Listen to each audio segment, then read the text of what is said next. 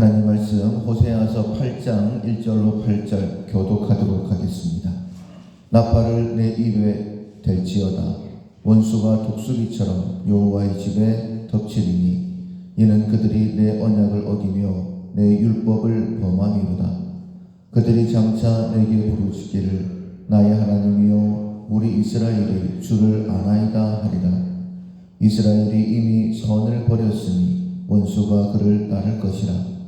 그들이 왕들을 세웠으나 내게서 난 것이 아니며 그들이 지도자들을 세웠으나 내가 모르는 바이며 그들이 또 그 금으로 자기를 위하여 우상을 만들었다니 결국은 파괴되고 말리라.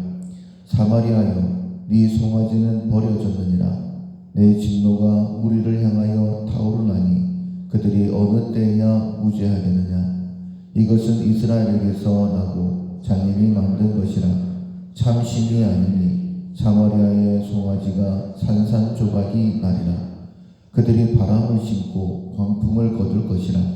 심은 것이 줄기가 없으며 이삭은 열매를 맺지 못할 것이요 혹시 맺을지라도 이방 사람이 삼키리라. 이스라엘은 이미 삼켜졌은즉 이제 여러 나라 가운데 있는 것이 즐겨 쓰지 아니하는 그릇 같도다. 아멘. 우리가 주를 아나이다 라는 제목으로 함께 은혜를 나누겠습니다. 7장의 말씀에서는 하나님께서 우리를 고쳐주시려고 보니까 수술도 할 수 없는 심각한 상태. 의사들이 그런 말을 합니다. 이제 수술을 하려고 보니까는 너무 심각한 상태라서 수술을 할 수가 없다. 그래서 그냥 덮어버렸다. 이런 표현을 하는데 마치 그것과 비슷합니다. 하나님께서 우리를 고쳐주시려고 부르셨는데 보니까는 더 이상 손댈 수가 없는 그런 상태까지 되어버린 그런 모습을 속이는 화살이다 이렇게 표현을 했습니다. 하나님께서 부르셨는데 예 알겠습니다 라고 대답을 했는데도 거짓말하고 있는 그들의 모습을 속이는 화살이다 이렇게 표현을 하셨고 이스라엘의 죄를 두 가지로 비유로 말씀을 하시는데 달궈진 화덕이다 그리고 뒤집지 않는 전병이다 라고 했습니다. 화덕도 필요한 것이고 전병도 좋은 것인데 달궈진 화덕이라는 것은 언제든 죄를 지을 준비가 되어져 있는, 뒤집지 않은 전병이라는 것은 아래는 타고 위에는 덜 익은 아무 소용없는 그런 모습을 가리켜서 이렇게 두 가지로 비유를 말씀을 하시는 것이죠. 이제 마지막 남은 것은 심판밖에 없습니다. 하나님께서 심판하셔야 되는데 우리의 모습을 다시 한 번 더 정확하게 점검할 수 있는, 그리고 돌이킬 수 있는 지혜가 오늘 말씀을 통해서 우리 가운데 있기를 소원합니다. 1절에 보면 나팔을 내 입에 댈지어다 라고 했습니다. 왜냐하면 원수가 독수리처럼 여호와 집에 덮쳤다 이렇게 말씀을 하시죠. 나팔은 언제 부냐면 주로 전쟁이 일어나서 사람을 부를 때, 위급한 상황을 알릴 때에 나팔을 붑니다. 그런데 어떤 위급한 상황이냐, 마치 원수가 독수리처럼 굉장히 빠르게 위험하게 그것도 여호와의 집에 덮친다 라고 했습니다. 여호와의 집은 보호하시는 분이 하나님이시죠. 그런데 어떻게 여호와의 집에 원수가 독수리처럼 그렇게 덮치는 것일까? 하나님의 보호의 손길이 사라졌다라는 것입니다. 이스라엘은 절대 망하면 안 되는 그런 나라입니다. 그러나 달궈진 화덕이 되고 그리고 뒤집지 않은 전병이 되고 하나님 앞에 늘 쏘기는 화살이 되어질 때에 하나님께서 그들을 심판하신다라는 것을 이렇게 표현한 것입니다. 2절에 그들이 장차 내게 부르시기를, 위험이 닥치니까 하나님 앞에 나와 하나님의 이름을 부르는 것이죠. 그런데 나의 하나님이여 우리 이스라엘이 주를 아나이다. 하나님, 우리가 하나님을 알고 하나님 앞에 나왔습니다. 우리가 주님을 압니다. 이렇게 고백하며 하나님의 도움을 구하는 것이죠. 그러나 3절에 보면 이스라엘이 이미 선을 버렸으니 원수가 그를 따를 것이다 라고 말씀을 하십니다. 하나님 앞에 나와 하나님의 이름을 부르면 그래 내가 너를 구원하겠다 이렇게 응답하시면 참 좋을 텐데 이미 너희들이 선을 버렸다. 이 선은 하나님입니다. 한 청년이 예수님께 나와서 선한 선생님 내가 어떻게 해야지만이 영생을 얻을 수 있겠습니까? 라고 그렇게 질문을 했을 때에 예수님께서 어찌하여 네가 나를 선하다느냐? 선하신 분은 하나님 한 분밖에 없다. 네가 나를 하나님으로 하나님의 아들로 인정하지도 믿지도 않으면서 왜 나를 선하다고 하느냐? 이렇게 말씀하신 것처럼 이스라엘은 이미 하나님을 버렸습니다. 그러니 원수가 따를 수밖에 없는 것이죠. 그냥 거짓되게 우리가 하나님을 압니다. 그러면서 내게 나와 내 이름을 부른다 할지라도 아무 소용없다. 하나님은 우리의 중심을 감찰하시는 분이십니다. 내가 진짜 하나님을 믿는지 고난 가운데에 징계를 통하여 정말 하나님을 찾는지 안 찾는지는 하나님께서 아신다라는 거예요. 속에는 화살 가지고 하나님 앞에 나와 구한다 할지라도 아무리 우리가 하나님을 압니다 라고 얘기한다 할지라도 하나님 속지 아니하신다 라고 말씀을 하십니다. 자, 한번 봅시다. 정말 이스라엘이 하나님을 섬기는지 하나님을 아는지 4절에 보면 이렇게 말씀을 하시죠. 그들이 왕을 세웠으나 내게서 난 것이 아니며 그들이 지도자들을 세웠으나 내가 모르는 바이며 그들이 또 그 은금으로 자기를 위하여 우상을 만들었나니 결국은 파괴될 것이다. 왕을 세우시는 분은 하나님이신데 하나님께로부터 나온 것이 아닙니다. 지도자도 마찬가지죠. 우상도 다 자기를 위하여 만든 것입니다. 아무리 금송아지를 만들어 놓고 애굽에서 우리를 구원하여 낸 여호와 하나님이다. 아무리 하나님을 이름을 부른다 할지라도 하나님께서 말씀하신 하나님이 아니라는 거예요. 모든 것이 하나님께로부터 나온 것이 없습니다. 자기를 위해 자기들이 만들었을 뿐이다. 이렇게 말씀하시는 것이죠. 그러니 결국은 모든 것이 파괴되고 마는 것입니다. 5절에 보면 사마리아여 네 송아지는 버려졌다. 이렇게 말씀을 하시죠. 이거는 금송아지를 이야기합니다. 자기가 만든 하나님을 이야기를 합니다. 내가 아무리 하나님을 섬긴다 할지라도 내가 만든 하나님은 아무런 구원의 역할도 감당하지 못하는 것이죠. 내 진노가 무리를 향하여 타오르나니 그들이 어느 때에야 무죄하겠느냐. 아무리 하나님을 부른다 할지라도 하나님의 진노는 우리를 향해서 쏟아진다라는 거예요. 그리고는 안타깝게 말씀을 하십니다. 어느 때에야 그들이 무죄하겠느냐.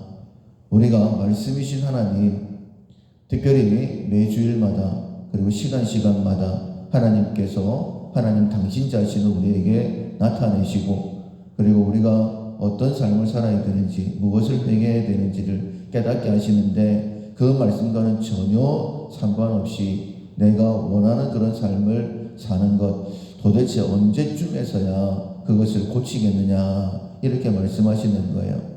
혹시 우리에게는 그런 모습이 없는가 살펴야 되죠. 하나님 앞에 예배드리러 나오면서도 삶에서는 내가 원하는 대로 행하는 그런 모습들, 원수도 사랑하라 라고 말씀하셨는데 조금이라도 내 마음에 맞지 않으면 비판하고 판단하고 정죄해버리는 그런 모습, 도와라, 배려해라, 섬겨라 라고 말씀하시는데 나만 알고 있는 그런 모습, 역시 지금 하나님께서 당시 이스라엘을 심판하실 수밖에 없었던 모습이 쏘기는 화살이 나의 모습은 아닌가, 달궈진 화덕, 뒤집지 않은 전병이 나의 모습은 아닌가. 그렇다라고 한다면 내가 아무리 하나님 앞에 나와서 내가 하나님을 안다라고 한다 할지라도 하나님께서는 속지 아니하신다라고 말씀하시는 것이죠. 6절에 보면 송아지에 대해 이렇게 말씀을 하십니다. 그것은 신이 아니다라고 말씀을 하시면서 이것은 이스라엘에서 나고 장인이 만든 것이라 참신이 아니니 사마리아의 송아지가 산산조각이 나기라. 내 모든 기대는 내게서부터 나온 것이기 때문에 산산조각 날 것이다 라고 말씀하십니다. 그것은 소망도 아니고 믿음도 아니라는 거예요. 7절에 그들이 바람을 심고 광풍을 거둘 것이라. 바람을 심고 광풍을 거둔다. 모든 것이 헛된 것이다 라고 말씀하신 것이죠. 심은 것이 줄기가 없으며 이삭은 열매를 맺지 못할 것이요 혹시 맺을지라도 이방 사람이 삼키리라. 차라리 열매가 없는 것이 낫죠. 다른 사람들이 다 빼앗아 가버리는데 손에 쥔 것이라도 없으면 헛된 기대라도 품지 않을 텐데 이제는 거둘 수 있겠지라고 생각을 했는데 잠시 내 주머니에 들어왔다가 모든 것이 다 사라져버리는 더 비참한 상황이 되어버리는 것이죠. 8절에 보면 이스라엘은 이미 삼켜졌은즉 이라고 말씀을 하십니다. 결과를 볼 필요도 없습니다. 하나님께서 말씀하시는데 그 말씀과는 전혀 상관없는 삶을 살아가면서 그냥 고통의 때라고 우리가 하나님을 압니다 라고 이야기하는 그런 희망을 가질 필요가 없다라고 말씀하시는 것이죠. 이제 여러 나라 가운데에 있는 것이 즐겨 쓰지 아니하는 그릇 같도다. 하나님께서 이스라엘을 왕으로 제사장으로 그렇게 부르셨는데 정말 귀한 기대를 가지고 그들을 선지자의 나라로 부르셨는데 이제는 아무 쓸모없는 아무도 찾지 않는 그런 그릇이 되었다라고 말씀하십니다. 그 결과 이스라엘이 당할 형편에 대하여 말씀을 하십니다. 9절에 그들이 홀로 떨어진 들나귀처럼 아수르로 갔고, 홀로 떨어진 들나귀라고 말씀하시는 것은 뿔뿔이 흩어졌다라는 그런 의미입니다. 아수르로 갔다라는 것은 도움을 청하러 갔다라는 그런 의미도 있고, 또 하나는 아수르의 포로가 되었다라는 그런 의미도 있습니다. 에브라임이 값주고 사랑하는 자들을 얻었도다. 아람과의 전쟁에서 북이스라엘이 아수르에 돈을 주고 용병을 도움을 청했었죠. 그래서 아수르가 도와주러 왔습니다. 그것을 값주고 사랑하는 자들을 얻었다, 이렇게 표현을 한 거예요. 마치 그들의 계획대로 된 것 같습니다. 그런데 하나님께서 뭐라고 말씀을 하시냐? 그들이 여러 나라의 값을 주었을지라도 이제 내가 그들을 모은 것이다. 너희가 돈을 주고 도움을 아수르에 청한 것 같으냐? 아수르가 그래서 도와주러 온 것 같으냐? 아니다. 내가 아수르를 부른 것이다 라고 말씀을 하십니다. 하나님께서 아수르를 부르신 이유는 그들을 징계하시기 위함입니다. 돈을 주고 도움을 청했는데 오히려 그 아수르에 의해서 이스라엘은 망하게 되는 것이죠. 그들은 지도자의 임금이 지워준 짐으로 말미암아 쇠약하기 시작했다. 이제 아수르의 지배를 받으면서 적응을 바쳐야 되고 노역을 해야 되고 이스라엘은 점점 쇠약해져 가는 것이죠. 11절 말씀에 에브라임의 죄를 지으며 죄를 위하여 제단을 많이 만들었더니, 자기들을 위해서 제단을 만든 것이죠. 그런데 그 제단이 그에게 범죄하는 것이 되었다. 우리가 알고 있는 것처럼 하나님과 우리 사이를 가로막는 것은 죄밖에 없습니다. 그런데 하나님을 섬긴다고 하면서 오히려 그것이 죄가 되고 있다라고 말씀을 하십니다. 여러분, 우리가 하나님 앞에 예배드리는 것이 죄가 될 수 있음을 기억하셔야 됩니다. 말라기서에 누가 내게 제사 드리지 않게 하기 위하여 성전문을 닫아줄 자가 있었으면 좋겠다라고 말씀하셨던 것을 우리가 기억하고 있죠. 하나님 앞에 제사 드리는 것은 하나님의 말씀을 듣고 돌이키기 위함이었죠. 우리가 정말 하나님의 음성 듣고 회개할 마음을 가졌다라고 한다면 이 제사, 이 예배는 그것만큼 귀한 것이 없습니다. 예배를 통하여 모든 것이 회복됩니다. 그러나 말씀 들을 생각은 없고 말씀대로 순종할 마음은 없고 그냥 예배를 통하여서 내 모든 문제가 해결되겠지라고 생각하는 것은 오히려 죄를 더하는 것이다 라고 말씀을 하십니다. 이걸 정확하게 12절에 이렇게 말씀을 하시죠.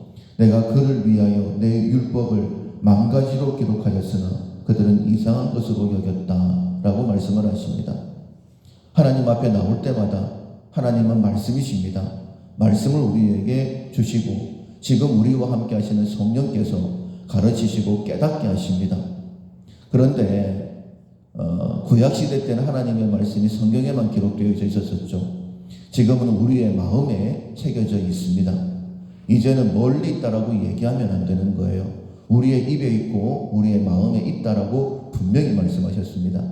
그런데 그 말씀을 이상한 것처럼 여겼다라는 거예요.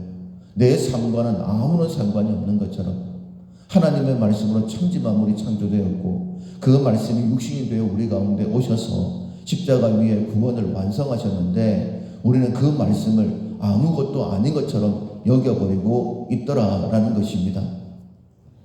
그 결과 그들이 13절에 내게 고기를 제물로 드리고 먹을지라도 여호와는 그것을 기뻐하지 아니하고 이제 그들의 죄악을 기억하여 그 죄를 벌하리니 그들은 애굽으로 다시 가게 될 것이다 라고 말씀하십니다. 하나님께서 출애굽시키셨죠. 사망 권세에서 우리를 건져내셨죠. 그런데 말씀이 더 이상 그 역할을 감당하지 못할 때에 하나님께서 그들을 애굽으로 되돌려 버리시겠다라고 돌아가게 해버리시겠다라고 말씀하시는 것입니다. 이스라엘은 자기를 지으신 일을 잊어버리고 왕궁들을 세웠으며 유다는 견고한 성읍을 많이 쌓았으나 내가 그 성읍들에 불을 보내어 그 성들을 삼키리라. 참 이해할 수 없는 그런 말씀이죠. 하나님을 기억하고 하나님의 도움을 구하며 제사 드리기 위하여 성전으로 나아왔는데 하나님께서는 그들을 지은 나 여호와를 잊어버렸다라고 말씀을 하십니다. 기준은 한 가지입니다. 예배 자체가 아니라 하나님의 말씀에 대한 태도입니다. 하나님께서는 우리를 회복시키시기를 원하신다라고 말씀을 드렸죠. 호세아서 이름 자체가 구원입니다. 만약 우리가 우리의 죄를 자백하고 인정하고 그러면 인정만 하고 정직하게 나아가면 그는 미쁘시고 의로우사 우리를 모든 죄에서 우리의 모든 죄를 사하시고 모든 불의의 소리를 깨끗하게 하신다라고 말씀하셨습니다. 하나님은 우리를 회복시키시기 위해 인간의 몸을 입고 이 땅에 오신 하나님이십니다. 말씀이 내 삶에 그대로 적용되어져야 됩니다. 힘들다 어렵다 이런 얘기만 하는 것은 아무 소용이 없습니다.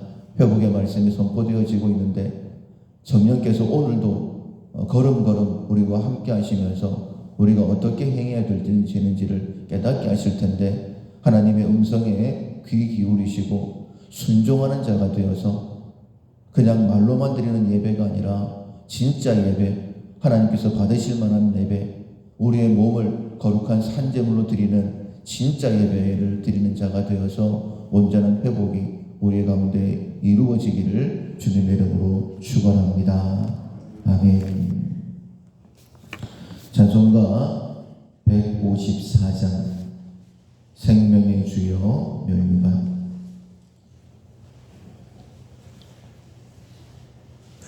154장 찬양하시겠습니다.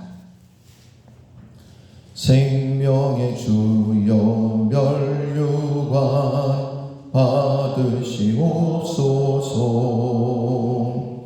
날 위해 쓰신 가시관 나 기억합니다.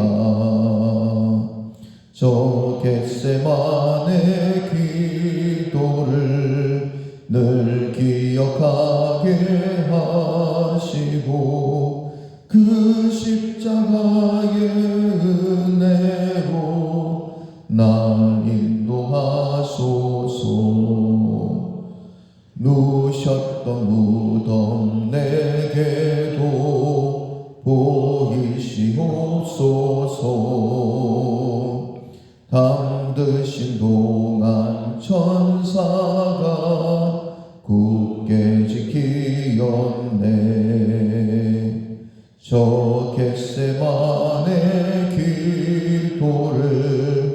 늘 기억하게 하시고 그 십자가의 은혜로 날 인도하소서. 마리아처럼 새벽에 주께로 온다. 빈 무덤 내게 보이사 날 가르치소서. 저 겟세마네 기도를 늘 기억하게 하시고 그 십자가의 은혜로 날 인도하소서. 고난의 잔을 날 위해 다 마셨나이다. 나 항상 나의 십자가 감당케 하소서. 저 겟세마네 기도를 늘 기억하게 하시고